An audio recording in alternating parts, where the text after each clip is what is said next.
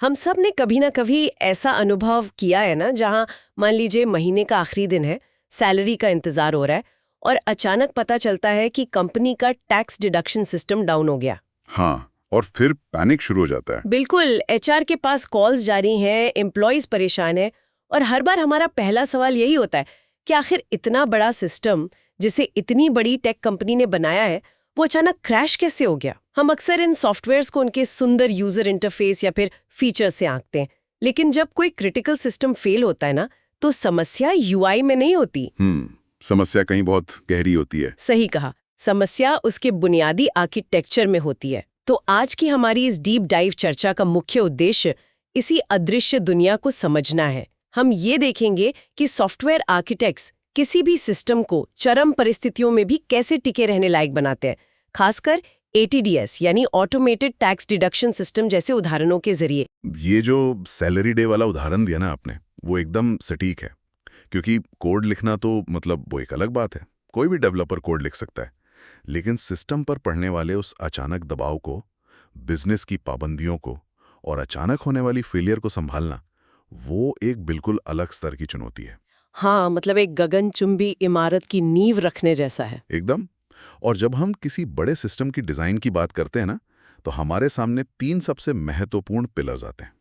पहला है architecturally significant requirements यानी एएसआर, दूसरा है क्वालिटी एट्रीब्यूट्स जिन्हें हम क्यूए कहते हैं, और तीसरा है आर्किटेक्चरल टैक्टिक्स। अच्छा, तो एएसआर, क्यूए और टैक्टिक्स। हाँ, और ये कोई किताबी शब्द नहीं है। ये वही असली टूल्स हैं जो तय करते हैं कि वो टैक्स डिडक्शन सिस्टम सैलरी वाले दिन का वो भयानक ट्रैफिक झेल पाएगा या नहीं। तो फिर चलिए इसे डिकोड करते हैं। शुरुआत एएसआर से करते हैं।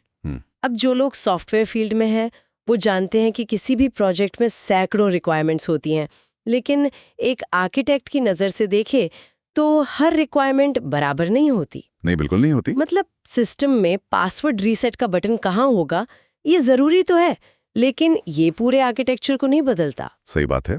इसे एक उदाहरण से समझते हैं। एक सामान्य रिक्वायरमेंट है कि यूजर का नाम डेटाबेस में सेव करना है। इसके लिए आपको किसी महान आर्किटेक्चर की जरूरत नहीं है। लेकिन मान लीजिए कि उसी सिस्टम के लिए एक नई मांग आती है कि हमें हर ट्रांजैक्शन पर रियल टाइम में धोखाधड़ी या फ्रॉड का पता लगाना है। अरे, तो ये तो पूरा गेम ही बदल देगा। बिल्कुल बदल देगा, क्योंकि फ्रॉड का पता लगाने का मतलब है कि सिस्टम को सिर्फ वो एक ट्रांजैक्शन नहीं देखना है। उसे उस यूजर के पिछले 1000 ट्रांजैक्शन, उसकी लोकेशन, उसका डिवाइस, ये सब कुछ सिर्फ कुछ मिलीसेकंड्स में प्रोसेस करना है। एक एएसआर बन जाती है, क्योंकि इस एक चीज को पूरा करने के लिए आपको सामान्य डेटाबेस से हटकर स्ट्रीम प्रोसेसिंग और हाई स्पीड कैशिंग की तरफ जाना पड़ेगा।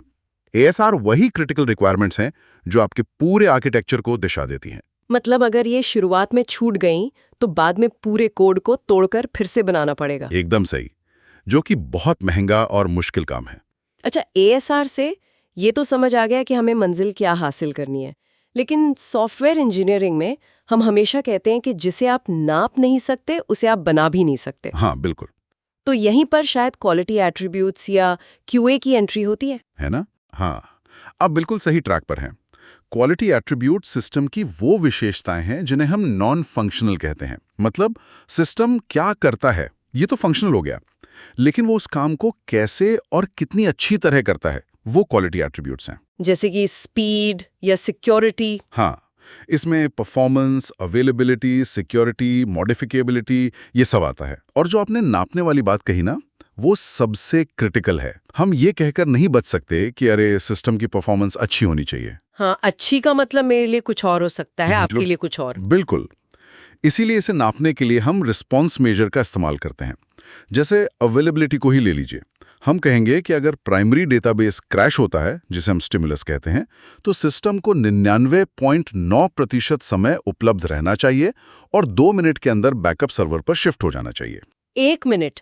तो मतलब हमने एक बहुत ही स्पष्ट टारगेट सेट कर दिया, 2 मिनट के अंदर रिकवरी होनी ही चाहिए। हाँ, और इसी स्पष्टता की वजह से एक आर्किटेक्ट को पता चलता है कि उसे कौन से तकनीकी टूल्स इस्तेमाल करने हैं। अब जब रिस्पॉन्स मेजर इतना सख्त है कि 2 मिनट में रिकवर करना है, तो उसे पता है कि वो मैनुअल रिस्टार्ट के भरोसे नहीं बैठ सकता। जाहिर है, कोई इंसान 2 मिनट में सर्वर रीस्टार्ट नहीं कर सकता, खासकर रात के 3 बजे। एकदम सही। उसे कोई ऑटोमेटेड समाधान चाहिए। और यही समाधान हमारी तीसरे पिलर का निर्माण करते हैं, जिसे हम आर्किटेक्चरल टैक्टिक्स कहते हैं। तो टैक्टिक्स वो असली डिजाइन डिसीजंस हैं जो इन क्वालिटी एट्रीब्यूट्स को हकीकत में बदलते हैं। हाँ, टैक्टिक्स को आप बिल्डिंग ब्लॉक्स मान सकते हैं। जैसे अवेलेबिलिटी की बात करें तो सिस्टम को हमेशा चालू रखने के लिए सबसे आम टैक्टिक है रिडंडेंसी। रिडंडेंसी मतलब एक ही चीज की कई कॉपीज रखना? हाँ, बिल्कुल। आपके पास डेटा की कई कॉपी होनी चाहिए, सर्वर्स की कई कॉपी होनी चाहिए, कोई भी सिंगल पॉइंट ऑफ फेलियर नहीं होना चाहिए। लेकिन सिर्फ 2 सर्वर रख देने से तो काम नहीं चलेगा ना।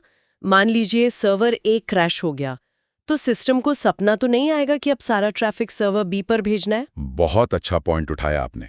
यहीं पर एक और टैक्टिक आती है, फेल ओवर या स्विच ओवर। ये बहुत ही दिलचस्प तरीके से काम करता है। प्राइमरी सर्वर लगातार एक सिग्नल भेजता रहता है जिसे हम हार्ट बीट कहते हैं। जैसे मेडिकल मॉनिटर में हार्ट बीट होती है। एकदम वैसा ही। वो सिग्नल लोड बैलेंसर को बताता है कि मैं जिंदा हूं और काम कर रहा हूं। जैसे ही कुछ सेकंड के लिए वो हार्ट बीट आनी बंद होती है, सिस्टम समझ जाता है कि सर्वर क्रैश हो गया है। अच्छा, और फिर वो तुरंत सेकेंडरी सर्वर को एक्टिवेट कर देता है। हाँ, बिना किसी इंसानी मदद के। नया ट्रैफिक तुरंत उस बैकअप सर्वर पर जाने लगता है। यूजर को शायद 1 सेकंड का डिले महसूस हो, लेकिन बैकएंड में पूरा इंफ्रास्ट्रक्चर बदल चुका होता है। वाओ, इसे ही फॉल्ट टॉलरेंस कहते हैं ना? हाँ, फॉल्ट टॉलरेंस के अंदर सिर्फ क्रैश से बचना ही नहीं आता। अगर क्रैश हो जाए तो उसे पहचानना और फिर उससे रिकवर करना भी आता है। तो अगर मैं इसे समराइज करूं श्रोताओं की सुविधा के लिए, तो ये 3 चीजें इस तरह से जुड़ी हैं। ASR हमारी मंजिल तय करता है, यानी वो क्रिटिकल रिक्वायरमेंट्स जो आर्किटेक्चर डिसाइड करती हैं। बिल्कुल। फिर आता है QA या क्वालिटी एट्रीब्यूट्स। ये वो पैमाना है जिससे हम नापते हैं कि सिस्टम को क्या अचीव करना है।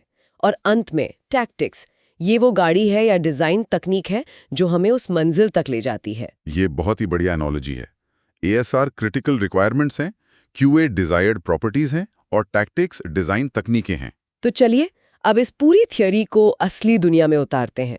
वही केस स्टडी लेते हैं जिसके बारे में हमने शुरुआत में बात की थी, ATDS, automated tax deduction system. हाँ, ATDS एक बहुत ही बेहतरीन और कॉम्प्लेक्स केस स्टडी है। तो मान लेते हैं कि ये वो सिस्टम है जो भारत की कई बड़ी कंपनियों का टैक्स और पेरोल संभालता है।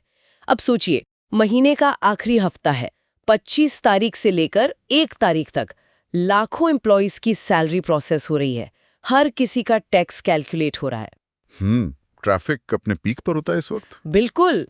तो अगर एक आर्किटेक्ट इस ATDS सिस्टम को डिजाइन कर रहा है, तो उसके लिए ASR क्या-क्या होंगे? देखिए, सबसे पहला ASR तो यही होगा कि सिस्टम को हर दिन, खासकर उन पीक दिनों में लाखों ट्रांजैक्शंस को बिना फेल हुए हैंडल करना है। मतलब ये कोई नॉर्मल वेबसाइट नहीं है जहां धीरे-धीरे लोग आते हैं। नहीं, ये एक साथ आने वाली सुनामी है। दूसरा ASR होगा सिक्योरिटी, क्योंकि हम यहाँ लोगों के वित्तीय डेटा, उनके पैन कार्ड नंबर, सैलरी और बैंक डिटेल्स के साथ काम कर रहे हैं। हाँ, वो तो सबसे ज्यादा जरूरी है। डेटा लीक तो बहुत बड़ी तबाही होगी। अब इन ASR को हम क्वालिटी एट्रीब्यूट्स के साथ मैप करते हैं। चलिए मैप करते हैं। पहला आपने बोला था लाखों ट्रांजैक्शंस हैंडल करना। ये तो सीधा-सीधा परफॉर्मेंस का मामला लगता है। एकदम सही। परफॉर्मेंस और अवेलेबिलिटी। सैलरी साइकिल के दौरान सिस्टम का अपटाइम 100% के करीब होना चाहिए। फास्ट टैक्स कैलकुलेशन जरूरी है। और सिक्योरिटी तो अपने आप में क्वालिटी एट्रीब्यूट है। हाँ, डेटा एन्क्रिप्शन और एक्सेस कंट्रोल इसमें आ जाते हैं। और रिलायबिलिटी का मतलब है कि कैलकुलेशन में कोई एरर नहीं होना चाहिए। तो ये हो गए हमारे ASR और QA। अब सवाल ये है कि इन सबको अचीव करने के लिए ATDS में कौन सी टैक्टिक्स लगाई जाएंगी? देखिए, अवेलेबिलिटी सुनिश्चित करने के लिए सबसे पहले तो लोड बैलेंसिंग की टैक्टिक लगेगी। मतलब सारा ट्रैफिक किसी एक सर्वर पर न जाए? हाँ, आपके पास कई एक्टिव सर्वर्स होंगे। ये एक्टिव का क्या मतलब हुआ? एक्टिव का मतलब है कि आपके सारे सर्वर एक साथ काम कर रहे हैं, कोई भी खाली नहीं बैठा है। और लोड बैलेंसर ट्रैफिक को उन सब के बीच बराबर बांट रहा है। अगर एक सर्वर डाउन भी हो जाए तो बाकी सर्वर उसका लोड उठा लेते हैं। इसे फेल ओवर सिस्टम कहते हैं। अच्छा, और फॉल्ट टॉलरेंस के लिए क्या करेंगे? मान लीजिए टैक्स कैलकुलेट करते वक्त डेटाबेस का कनेक्शन टूट गया। ये बहुत आम बात है। इसके लिए रीट्राई टैक्टिक का इस्तेमाल होता है। अगर कोई ट्रांजैक्शन फेल होता है तो सिस्टम उसे तुरंत रिजेक्ट करने के बजाय बैकग्राउंड में एक सुरक्षित कतार, जिसे हम मैसेज क्यू कहते हैं, उसमें डाल देता है। जैसे काफका या RabbitMQ वगैरह। ट्रांजैक्शंस को दोबारा प्रोसेस कर देता है। और एक और चीज होती है ना, ग्रेसफुल डिग्रेडेशन, वो ATDS में कैसे काम करेगा? बहुत अच्छा सवाल है। मान लीजिए ATDS का वो मॉड्यूल जो टैक्स की PDF रिसीट जनरेट करता है, वो किसी वजह से क्रैश हो गया। रिसीट वाला पार्ट? हाँ, तो अगर सिस्टम का आर्किटेक्चर अच्छा है ग्रेसफुल डिग्रेडेशन के साथ, तो पूरा सैलरी डिडक्शन प्रोसेस नहीं रुकेगा। टैक्स कट जाएगा, सैलरी अकाउंट में चली जाएगी, बस एम्प्लॉय को PDF रिसीट कुछ घंटों बाद मिलेगी। अरे वाह, मतलब मुख्य काम हो गया और जो कम जरूरी काम था उसे कुछ देर के लिए होल्ड पे रख दिया। हाँ, यूजर को एरर 500 दिखाने से तो ये बहुत बेहतर है। बिल्कुल बेहतर है। लेकिन यहाँ मेरे दिमाग में एक बहुत ही प्रैक्टिकल सवाल आ रहा है। बताइए। हम इतनी सारी चीजें सिस्टम में डाल रहे हैं, active server, load balancer, encryption, message queue, तो क्या कोई स्टेक होल्डर आकर ये नहीं कह सकता कि मुझे एक ऐसा सिस्टम चाहिए जो 100% सिक्योर हो, 100% रिलायबल हो, कभी डाउन ना हो और दुनिया में सबसे फास्ट भी हो? क्या हम सब कुछ एक साथ अचीव नहीं कर सकते? ये हर जूनियर डेवलपर और हर क्लाइंट का सपना होता है, लेकिन सिस्टम डिजाइन की कड़वी सच्चाई कुछ और ही है। इसे हम नेगेटिव कोरिलेशन या ट्रेड ऑफ कहते हैं। ट्रेड ऑफ मतलब कुछ पाने के लिए कुछ खोना पड़ेगा। बिल्कुल। क्वालिटी एट्रीब्यूट्स कभी भी अकेले काम नहीं करते, वे आपस में टकराते हैं। कैसे? ATDS का ही उदाहरण देकर समझाइए। ठीक है।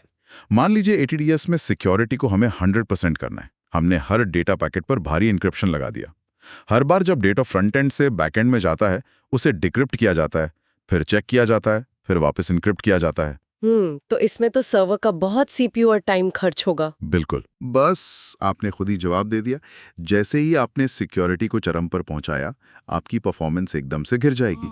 जो टैक्स कैलकुलेशन 1 मिलीसेकंड में होना था, वो अब आधा सेकंड ले रहा है। और अगर लाखों ट्रांजैक्शन एक साथ आ रहे हैं, तो आधा सेकंड भी बहुत बड़ा डिले बन जाएगा। हाँ, पूरा सिस्टम धीमा हो जाएगा। इसी तरह रिलायबिलिटी और परफॉर्मेंस के बीच भी टकराव होता है। वो कैसे? देखिए, जब सैलरी से टैक्स करता है, तो सिस्टम को यह पक्का करना होता है कि डेटाबेस में एंट्री एकदम सही हो। इसके लिए डेटाबेस की टेबल्स को लॉक किया जाता है, ताकि कोई और प्रोसेस उसी वक्त उस डेटा को बदल ना दे। ताकि डेटा करप्ट ना हो। हाँ, लेकिन जब तक वो टेबल लॉक है, बाकी सारे ट्रांजैक्शंस को लाइन में इंतजार करना पड़ता है। अच्छा, तो रिलायबिलिटी तो बढ़ गई, लेकिन स्पीड कम हो गई। बिल्कुल। तो एक आर्किटेक्ट का सबसे बड़ा और मुश्किल काम कोड लिखना नहीं है। उसका काम यह तय करना है कि किस समय पर कौन सा ASR सबसे क्रिटिकल है। सैलरी के दिन रिलायबिलिटी और सिक्योरिटी परफॉर्मेंस से ज्यादा जरूरी होती है। मतलब आप ये कह रहे हैं कि थोड़ा धीमा होना चलेगा, लेकिन टैक्स गलत नहीं कटना चाहिए। एकदम सही। यही तो ट्रेड ऑफ है। एक अच्छा आर्किटेक्ट जानता है कि कोई भी सिस्टम परफेक्ट नहीं होता। हम सिर्फ बिजनेस के लक्ष्यों के हिसाब से उसे ऑप्टिमाइज करते हैं। ये बहुत ही गहरी बात कही आपने। इस पूरी चर्चा में हमने देखा कि एक मजबूत सिस्टम वो नहीं है जो कभी फेल ना हो, बल्कि वो है जिसे फेलियर का सामना करने के लिए टैक्टिक्स के साथ डिजाइन किया गया हो। ASR हमारी नींव है और QA हमारी सफलता का पैमाना। हाँ, और ATDS जैसे सिस्टम इसी मजबूत नींव पर खड़े होते हैं। लेकिन जाते जाते मेरे मन में एक विचार आ रहा है जो शायद आधुनिक सॉफ्टवेयर दुनिया के लिए थोड़ा विरोधाभासी है। वो क्या? हमने बात की कि शुरुआत में ही ASR को पहचानना और एक मजबूत, कठोर आर्किटेक्चरल ढांचा खड़ा करना बहुत जरूरी है। लेकिन आज की दुनिया तो एजाइल विकास पर चलती है।